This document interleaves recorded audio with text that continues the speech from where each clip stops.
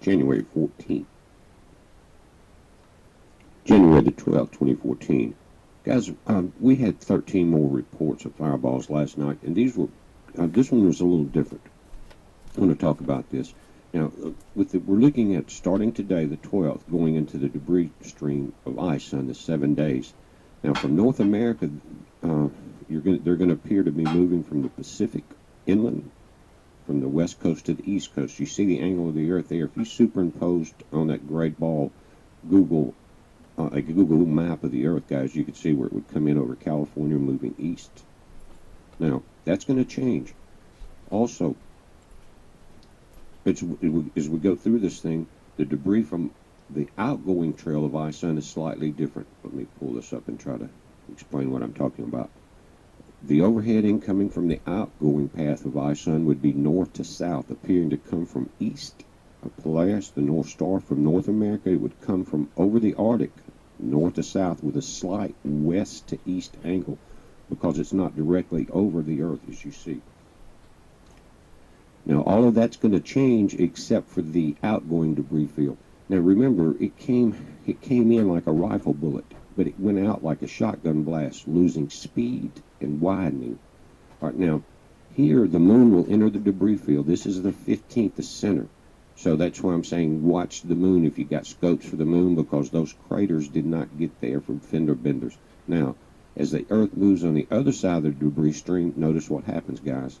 The incoming will change direction because of where the Earth is located. The stream is not physically changing direction, but they will come in from the east coast to the west with still that slight north to south angle. You see what I'm saying? Now, if you stop it there, impose your map, you're going to see where it would come over New York first, moving west. Or you can, anywhere on Earth, guys, the same thing would apply. Now, kind of backing out, look at the whole thing as it's coming over. Remember, it went out into that big V pattern. It was separating very fast. But again, a shotgun will slow down. The patterns will widen, and the shot will start to drop. It will lose speed and momentum. So what would that mean? That would mean that, again, the overhead would be coming in from the north with a slight from west to east angle. Would appear to be coming in over the Arctic, just like some of the debris fields that we've seen from the Carolina Bays, guys. It came in that way, hit and skipped, and we saw that those impact craters there. But again, incoming's going to change. Now, the reports, the 13 fireballs that came in from Kansas, Minnesota, and Wisconsin, guys, at 23:05 UTC time. Now, guys, that's still daylight here in the United States, and the one that was out of Plymouth, Minnesota, said that it was still light enough in the sky, was no other objects, and it was extremely bright. That tells you it's not a normal meteorite, guys, where we have to wait till the moon's down and early in, after midnight. This thing came in daylight. Now, other reports said it was much brighter than normal. It was bright green. Came straight down. It was about... Now, just the visual from it, now there's no way to measure that, but the report was, it was a quarter of the size of the moon from where they were viewing this. Now, again, Kansas, Minnesota, Wisconsin, it was bright enough to see. Also there before it was completely dark, guys. Tells you the size of the objects. That makes me think, even though we have one meteor shower that would come in up from the same direction, it shouldn't be these large objects like we're seeing now that you're going to see in the daylight, like the one in Russia.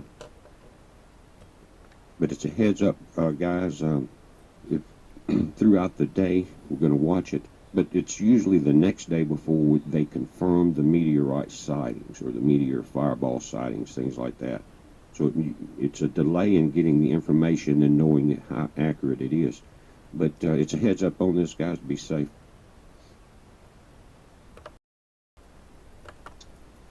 This is Dabu 7, January 11th, 2014, and Israel's 11th premier has passed away today.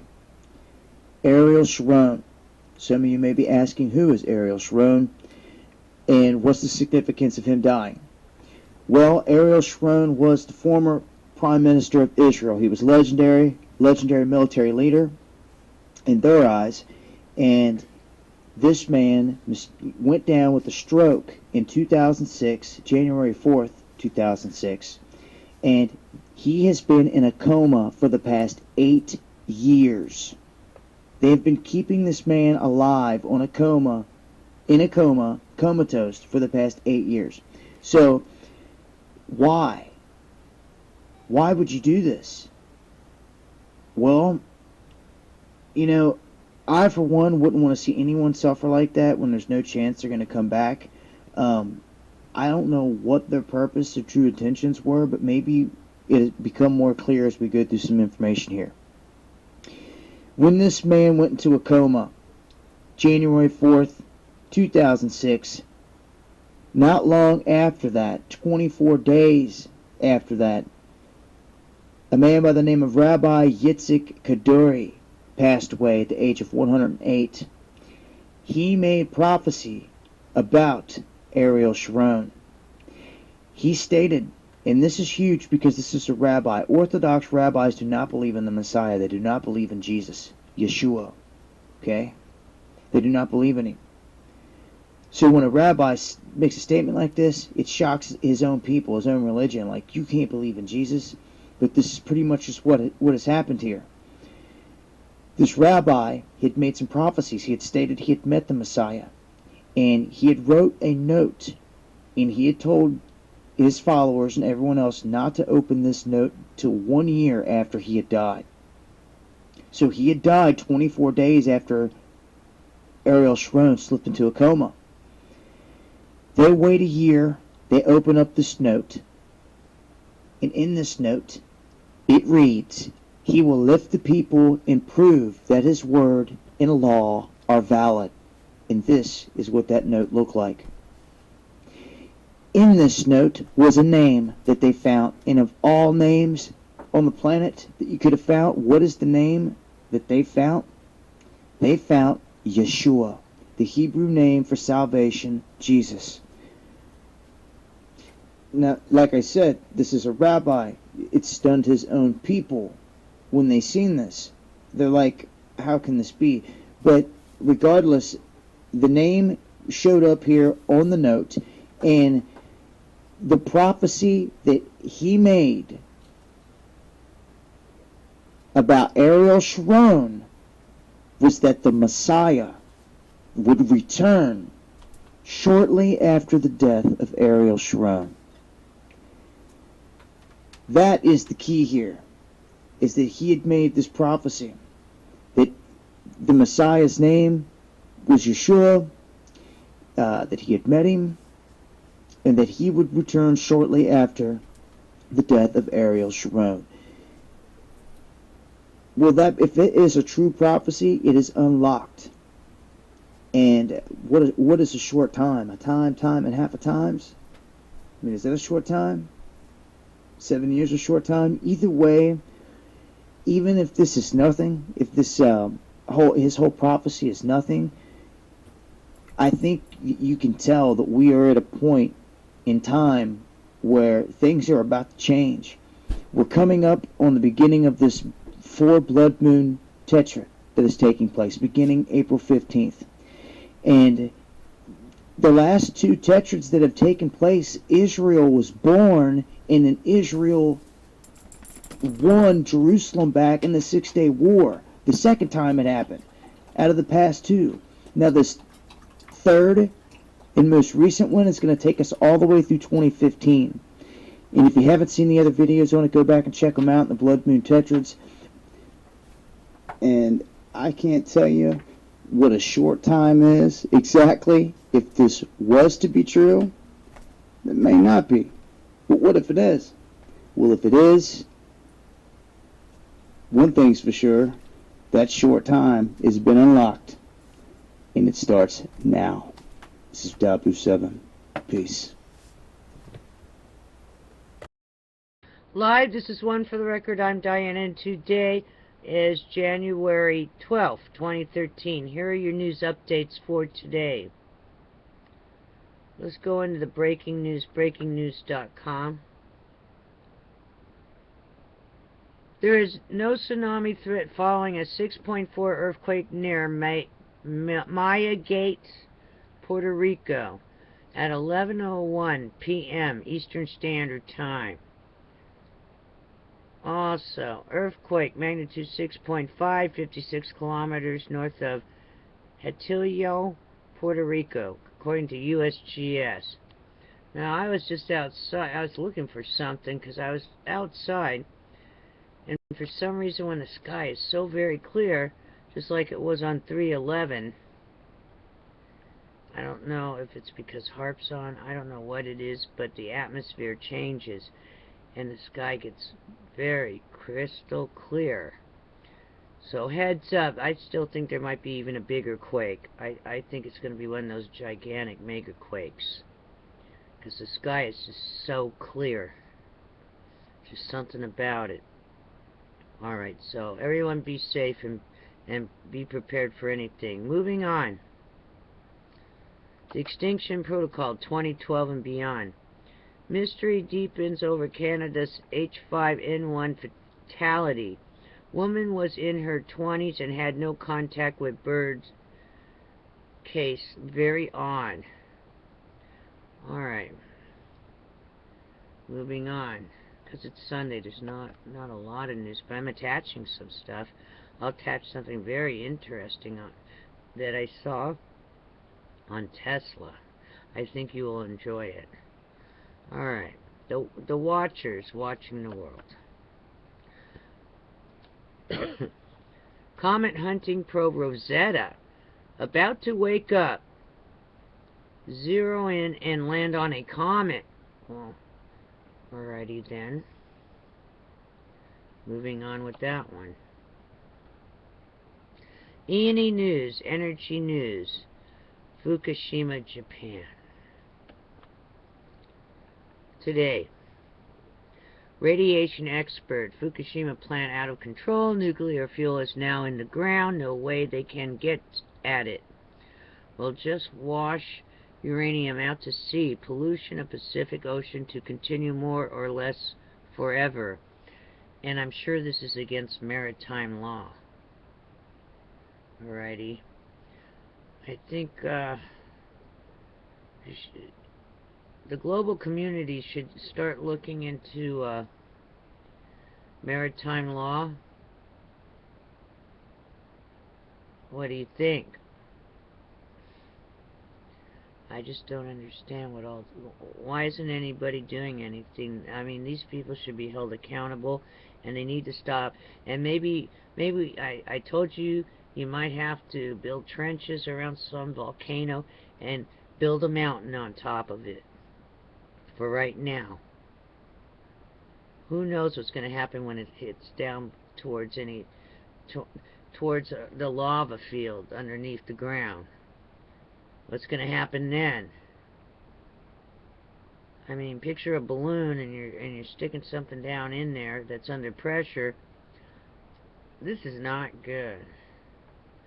And I was listening to Dr. Bill Deagle. He has different ways of trying to get a corium catcher going. How come we aren't following that? Why are we just letting it go like that? Along with doing a mini meltdown, I guess the Japanese want to do, or something, hopefully in a lab. Who knows? They won't be able to control it. I really don't think so. Alright, let me continue. I get so upset about this stuff.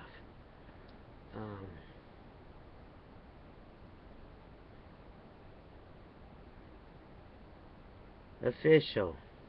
Yesterday. TEPCO has failed at Fukushima. No progress made. TEPCO to change name. Start new business. TEPCO demands nuclear workers return payments. Anger past tipping point. What?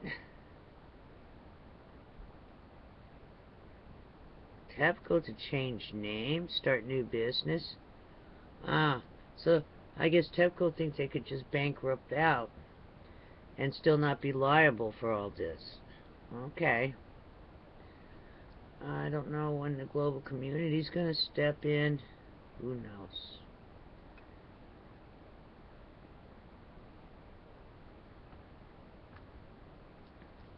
So basically, they're abandoning ship. I don't know who put that out, though.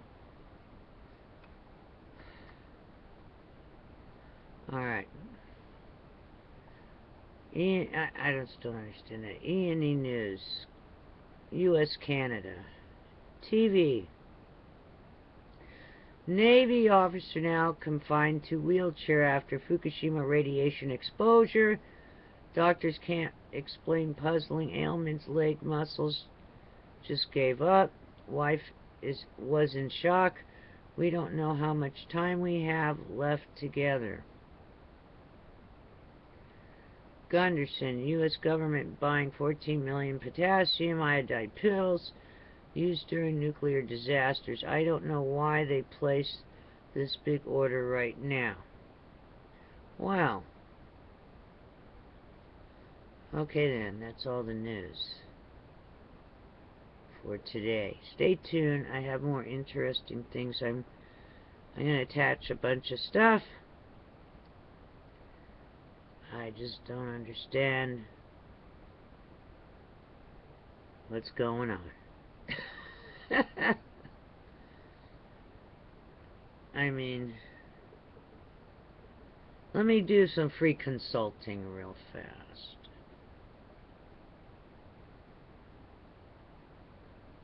Do you understand? This is to the elite. That if you don't do something, your little planet of Earth playground is going to be very undesirable for you. Right? See, the people that fly around in their jets and do a lot of traveling along with the politicians, see, they all have to do their fundraising and all types of stuff like that. Well, guess what? They've been flying around in these radiation plumes for the last 3 years. If not, swimming in BP oil spill and caress it and all that. So, doesn't the elite understand this is all going to actually affect you more than your average person here on the ground? Most of the elite are traveling around. Look back. How many times have you traveled around there? Around the world, all over the place, back and forth, just from state to state. I think they're going to be affected a lot sooner than your general population. So all we have to do is sit back, relax, be prepared on the ground, but watch. Just keep your eyes and ears open. These people have been running around on planes up there in the plume area, going to fundraisers, going to events, still having to make some public appearances. They're not Howard Hughes. They have to get out there and make some money. And it's been about 3 years. So, they decided not to take care of Fukushima and let it go. Ha ha, hee hee. It's going to bite you in the ass, isn't it? Any time now. We'll watch it on the mainstream news, because they're going to have to report on famous people when they get sick, ill, and they're in a hospital, or they're dying from radiation poisoning, or whatever's going on. You know, they're not going to be able to hide it on the mainstream and the mainstream news, mainly on the West Coast. Hey, guess what? Didn't report it. That doesn't mean the radiation didn't get on you and follow you home. These people that are out and about because of all the money that they have and all the notoriety, and they have to travel, they're going to be affected very soon. So we'll just have to sit back and relax and watch this. And then I'm hearing reports of all these troops all over the place, and oh, oh, we got troops and all these troops here. Guess what? When they decide to wake up and say, hey, wait a minute, maybe we don't want to be here. You see what I'm saying? Sooner or later, they themselves are gonna realize that this is not the place to be. While we have this massive amount of radiation going across the United States, going to the West Coast. Free consulting, you don't think you're going to be affected either? We're all in this together. And I think everybody, whatever they're doing, from whatever country they are in, I think they need to all turn their butts around, head towards Japan, and somehow take care of that corium that's going into the ground. What do you think?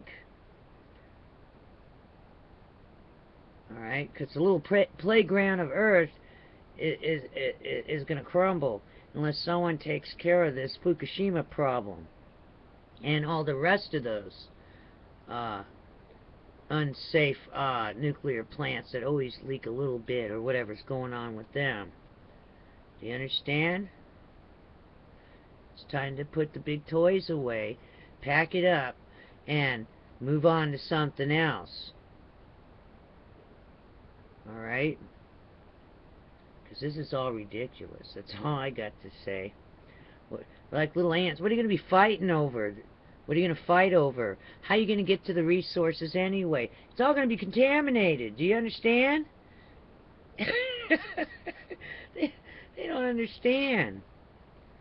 And all these wars, oh, we're going to fight each other over what? It's all going to be destroyed from the nuclear plants. Don't you understand that?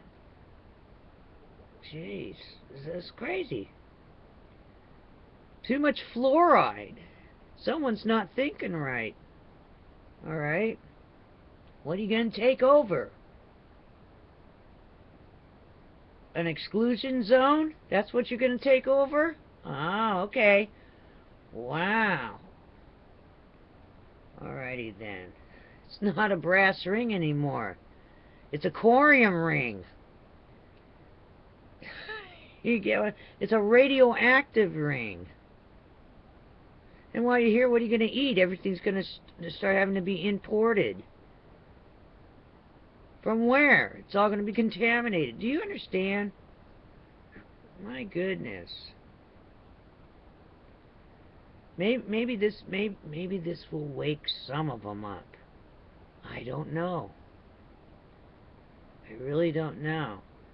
Alrighty then. I don't know. I'm not trying to be philosophical or anything, but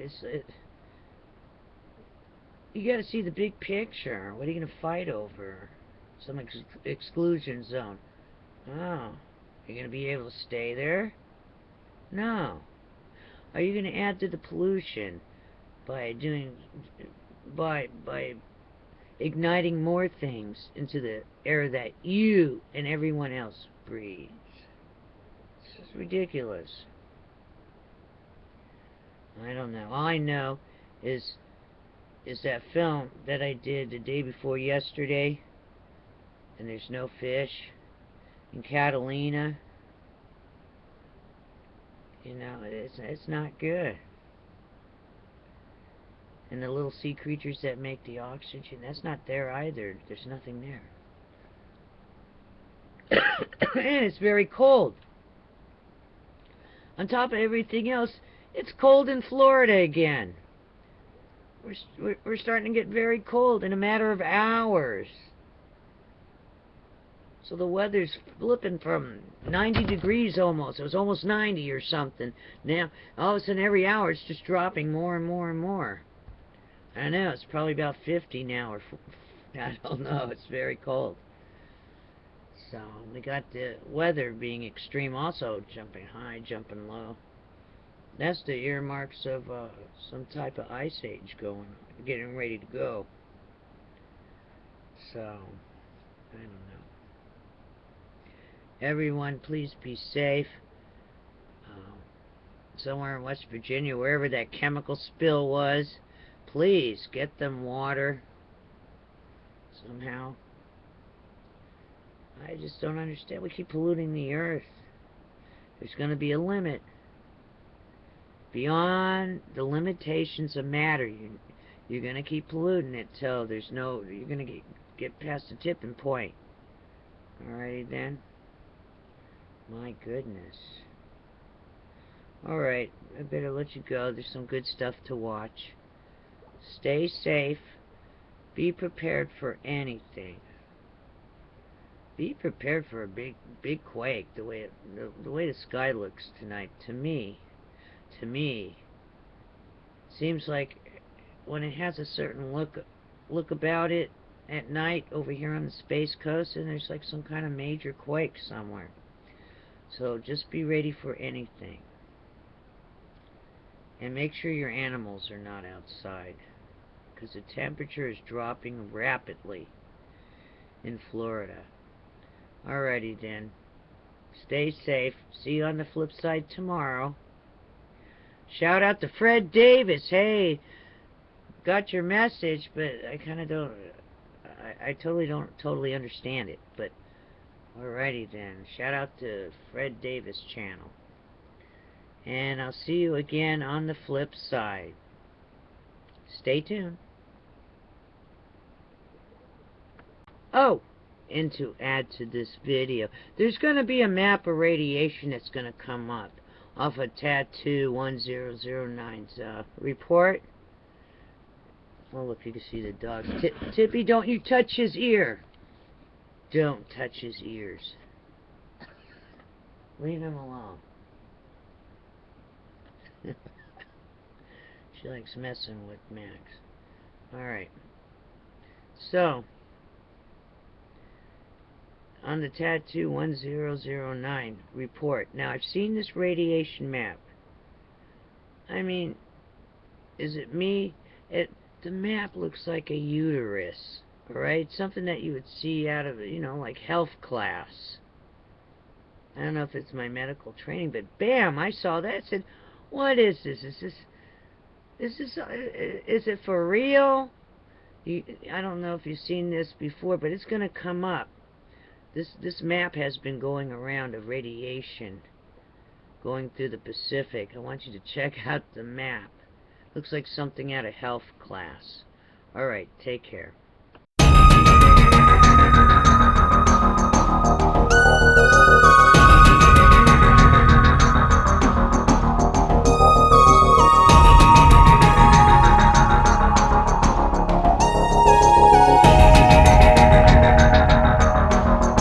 Authorities have detected radiation levels 124 times higher than the accepted limit in a fish caught in waters near the crippled Fukushima nuclear plant, the Asahi Daily reported Saturday.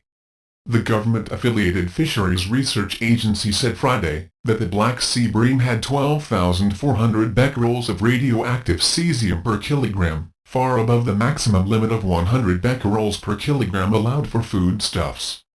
The fish was caught on November 17 at the mouth of the Niigata River in Iwaki, Fukushima Prefecture, 37 kilometers 23 miles from the Fukushima plant, which was battered by a powerful March 2011 earthquake and subsequent tsunami.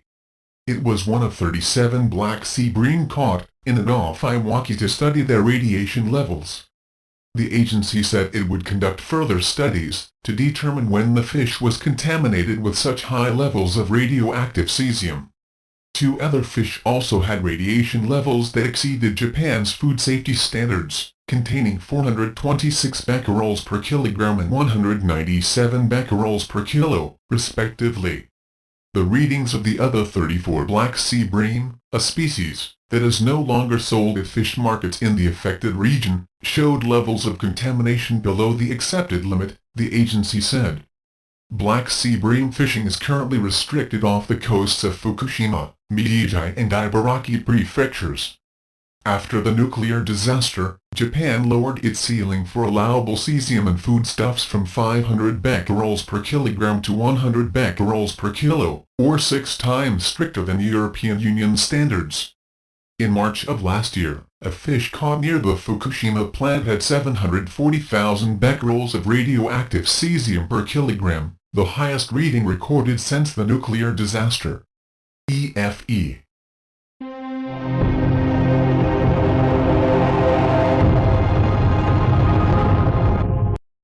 Hello everyone, I'm Marco Tempest, and today I'd like to introduce you to a hero of mine. This is his story. It all began on a dark and stormy night. It was the 10th of July, 1856. Lightning lit the sky, and a baby was born. His name was Nikola Tesla. The baby grew into a very smart guy. Let me show you. Tesla, what is 236 multiplied by 501? The result is 118,236. Tesla's brain worked in the most extraordinary way. When a word was mentioned, an image of it instantly appeared in his mind. Tree, chair, girl. They were hallucinations which vanished the moment he touched them. Probably a form of synesthesia, but it was something he later turned to his advantage. Where other scientists would play in their laboratory, Tesla created his inventions in his mind. To my delight, I discovered I could visualize my inventions with the greatest facility. And when they worked in the vivid playground of his imagination, he would build them in his workshop. I needed no models, drawings, or experiments.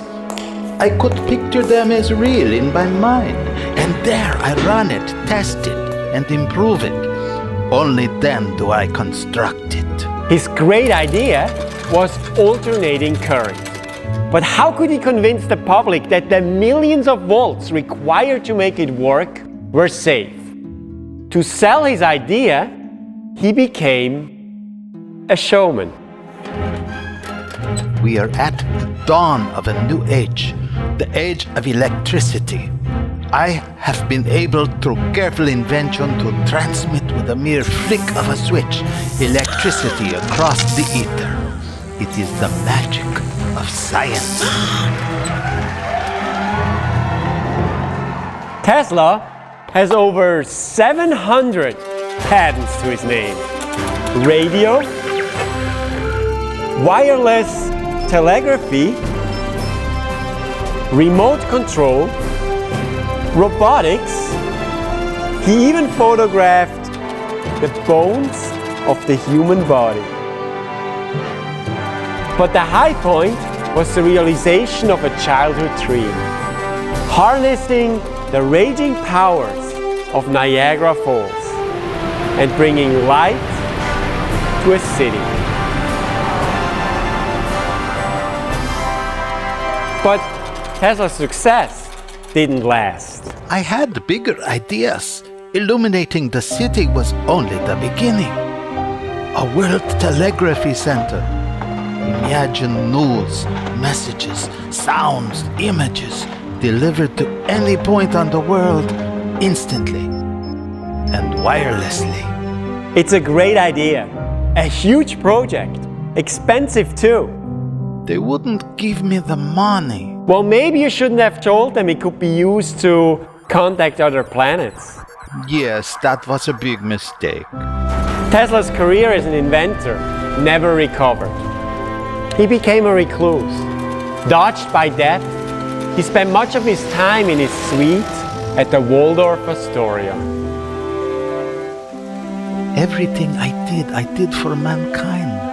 For a world where there would be no humiliation of the poor by the violence of the rich. Where products of intellect, science, and art will serve society for the betterment and beautification of life.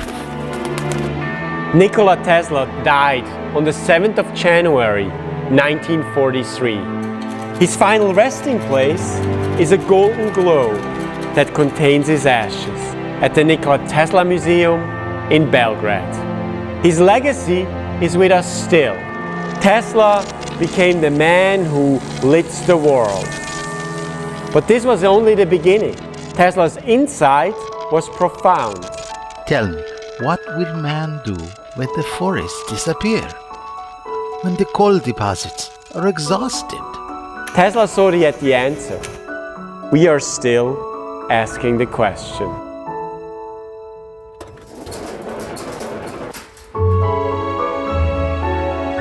Thank you.